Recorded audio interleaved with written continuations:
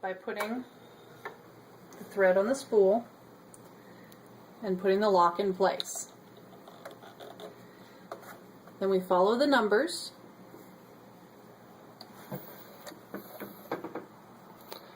One, two, three, 4. Come down here. 4. And then for 5, it takes 2 fingers. Goes through there. 6 is right here. It goes in there. And then 7 is down here.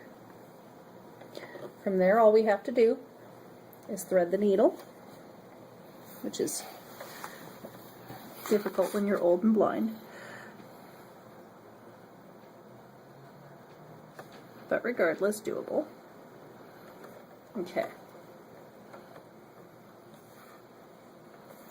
So we threaded it from here to 1 to 2, down to 3, up across 4 to 5, back down to 6, which goes through here, and then 7, which is unlabeled. And then from there we thread the needle. Pretty standard.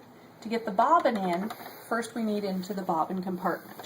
So we use the little lever, we pull it there, and it comes up. We set that aside. This is what's called a drop-in bobbin. See the arrow, see the string, drop the bobbin in. Okay, hold on, I'm going to get a... Okay. Okay. And you need to come over here so you can see my hand. Turn the hand wheel towards you 1 full revolution so that this will go down and then back up again. So you're going to go all the way down, and you'll see the thread starting to come across here, and you'll keep going until this is all the way back up in the top position. No. And then, now, if we look down here, if you look down here, you'll notice that the blue thread of the bobbin is caught on the white thread of the spool. Just use a pair of snippy scissors or, ice pick, anything that'll fit under there. Sometimes your fingers will fit. So just pull it on through. Put the lid back on the bobbin, and at that point,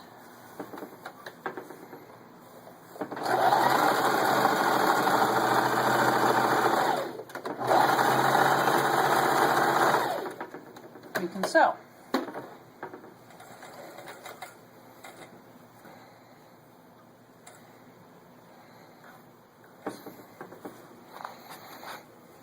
That. And the stitching is even and nice. Now if you're concerned, you can adjust the tension here. I've got it currently on 1. I wouldn't go up past 2. Depends on the fabric you're working with and the kind of stitch you want. And that's it.